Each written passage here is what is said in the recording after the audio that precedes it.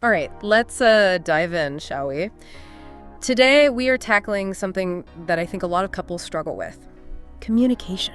Definitely. Yeah, And it can feel really overwhelming, right? Like, where do you even begin? right. Especially, once you get past those initial getting to know you stages. So today, we're taking a deep dive into conversation starters for couples. And we're using a really interesting source for this, The Knot, which you probably know is like the go-to for wedding planning. Exactly. But they actually have a ton of resources for couples at all stages of their relationship. Which I think is really cool. Yeah. Because communication doesn't just stop being important after you say, I do. Absolutely. In fact, I'd argue it becomes even more important, when you're navigating all the complexities of life together. Totally.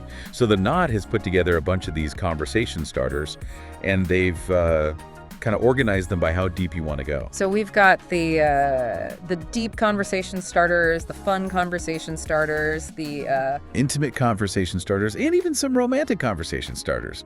oh yeah, and don't forget the creative conversation starters. Right. So we've got a lot of ground to cover. We do. So why don't we start with those deep conversation starters? The ones that really get to the heart of things. Sounds good. These are the questions that can help you uncover those deeper layers of your partner's personality, their values, their fears, their dreams. Right, and I think sometimes those can be the hardest conversations to have, because they require a certain level of vulnerability. Definitely. But that vulnerability is what can lead to deeper intimacy and connection. Okay, so let's dive in. One of the questions the Knot suggests is, you're stressed. How do you react in that moment and why? Ooh, that's a good one. It's not just about identifying the stressors in your life. It's about understanding how you each cope, how you process those emotions. Which I think is so important, because you might be surprised by how differently you and your partner approach stress. Right. And knowing that can help you be more compassionate and understanding when those stressful situations inevitably arise. Okay, so we've got stress reactions. What else is in this deep category? Well, there's one that I think is particularly interesting. What does it take for someone to be considered your best friend? Isn't that kind of a given in a romantic relationship? I mean, shouldn't your partner be your best friend? Ideally, yes. But it's not always automatic, is it? And this question really gets to the heart of what makes a strong friendship. Like those qualities of trust, respect, shared interests. Exactly. And researchers have actually found that couples who consider each other their best friend tend to have higher levels of relationship satisfaction. Which makes sense, right? Because when you have that strong foundation of friendship, it can really help you weather those storms that life throws your way. Absolutely. Okay, so we've talked about emotional responses and best friend qualities. What about the practical stuff? Oh, you mean like finances? Because, yeah, the Knot doesn't shy away from that. Nope. They actually have questions specifically about financial goals for the future. Which, I'll admit, can be a tough one to talk about. Money can be such a loaded topic.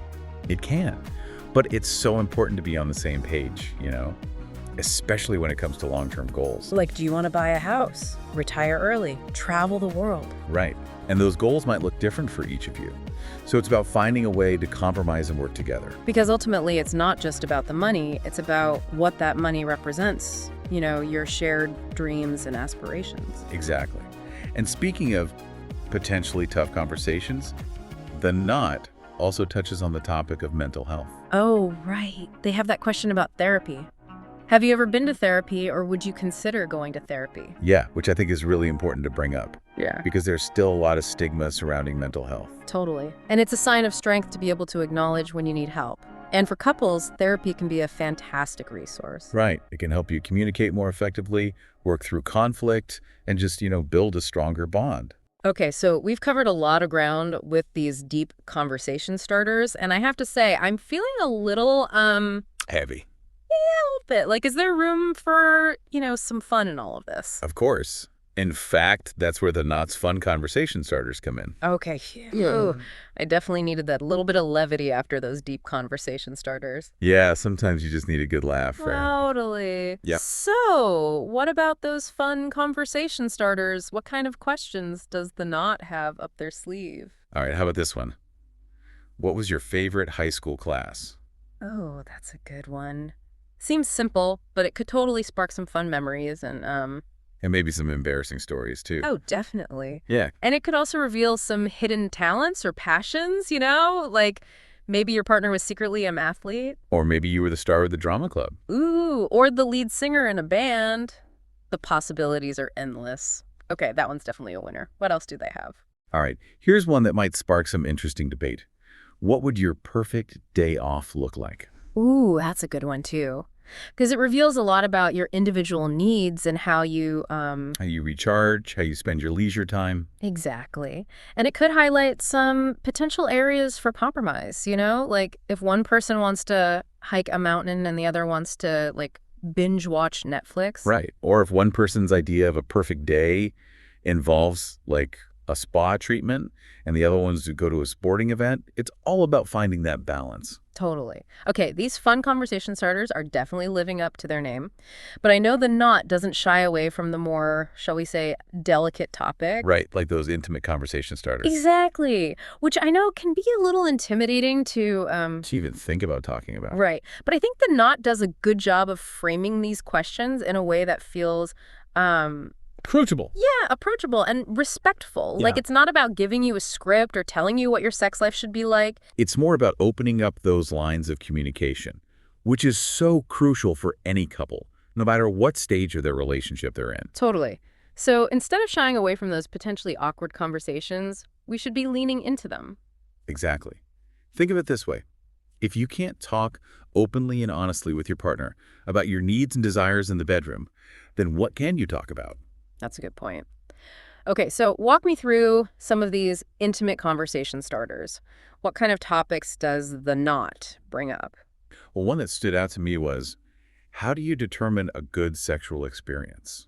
That's interesting. It's not just about, the physical act itself, but also the emotional and psychological aspect. Right, like what makes you feel connected, what makes you feel desired, what makes you feel, fulfilled. I can see how that could lead to some really insightful conversations. Absolutely. And it's not about judging each other's answers.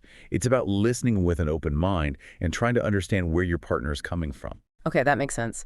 Another quote that caught my eye was, do you prefer to be in control during sex or to have your partner take control? And I mean, that one seems like it could potentially open up a can of worms. It could, but it doesn't have to. Again, it's all about how you approach the conversation, with curiosity and respect. So maybe it's less about control and more about understanding each other's preferences and And finding a dynamic that works for both of you. right, like who initiates, who sets the pace, how you navigate those roles together. It's like a dance Yeah, where both partners need to be in sync. I like that analogy. Okay, I think I'm starting to get the hang of these intimate conversation starters. It's less about getting specific advice and more about Creating a safe space for open dialogue. exactly, and exploration. Yes. And that exploration can lead to a deeper level of intimacy and connection, both in and out of the bedroom. Okay, so we've got the deep questions, the fun questions, and the intimate questions. What's left? Well, we still have those creative conversation starters, Yeah. which are designed to really get your imagination going and And maybe uncover some hidden depths in each other. exactly. They're less about specific relationship issues and more about exploring those shared interests, values, and dreams that connect you as a couple. Okay, I'm intrigued. Give me an example. What kind of creative questions are we talking about here? Well, how about this one? If you could have dinner with any person throughout history, who would it be and why? Ooh, that's a good one. Yeah. I'm already thinking about who I would choose. Someone who could tell me stories from a different time. Offer a unique perspective on the world. Exactly. And it's not just about who you choose, it's about why you choose them. What does that say about your values, your interests, your aspirations? It's like a window into each other's souls, in a way. I love that. Okay, we've got the historical dinner party question.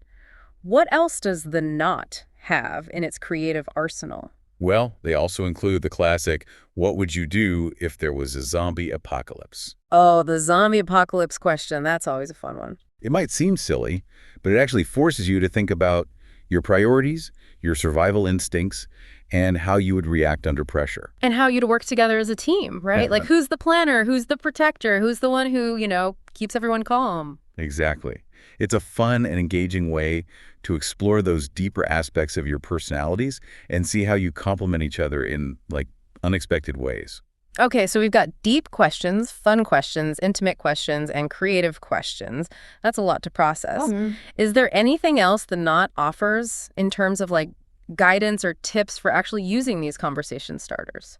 Well, one thing they emphasize is that it's not about having like one big, deep conversation and calling it a day. Right. It's got to be an ongoing thing. Exactly. It's about weaving these questions into the fabric of your relationship, making them a part of your everyday routine. So, like, instead of just scrolling through our phones after dinner, we could, You can ask each other one of these questions. right, and actually connect on a deeper level. I like that idea. Making it a habit, a ritual. Exactly. Yeah. And you don't have to make it a big formal thing. It could be while you're cooking dinner together, taking a walk, or even just cuddling on the couch. The key is to just make it a regular practice, something you do to nurture your connection. And remember, these are just conversation starters. So, feel free to go off on tangents, share personal stories, let the conversation flow naturally. So it's less about sticking to a script and more about creating a space for genuine connection. Exactly. And that connection can lead to some pretty amazing discoveries. Okay, I'm convinced. I'm ready to ditch the mindless scrolling and start having some of these meaningful conversations. That's great. And remember, the most important ingredient is a willingness to be open, honest, and curious. With those qualities in place, the possibilities are endless. It's like we build up these conversations in our minds, right? Like they have to be these big planned events. Yeah, totally. And then we get kind of intimidated. We don't even start them. Exactly. But maybe it's really those small moments that matter most, you know? Like those little everyday check-ins. Yeah. Like putting down your phone at dinner and actually asking how your partner's day was. Right. Or even just asking, what are you grateful for today? Sometimes those little things can make all the difference, right? Absolutely. They can really shift the whole energy of your interaction. So it's not always about having these big, deep conversations. It's more about... It's about being present and engaged in those everyday moments. and being open to those deeper connections whenever they happen. Right. Because sometimes those smaller conversations can actually lead to bigger, more meaningful ones. It's like a ripple effect. One small action can create these waves of connection. Exactly. So for someone who's listening who wants to have these conversations, but maybe they're feeling a little overwhelmed, Yeah, where do you even begin? I would say start small. Don't try to tackle everything at once. Right. Maybe pick a category that feels the most approachable or maybe the most fun, Yeah. And choose one or two questions that really resonate with you. and just see where the conversation takes you. It's about the journey, not the destination, right?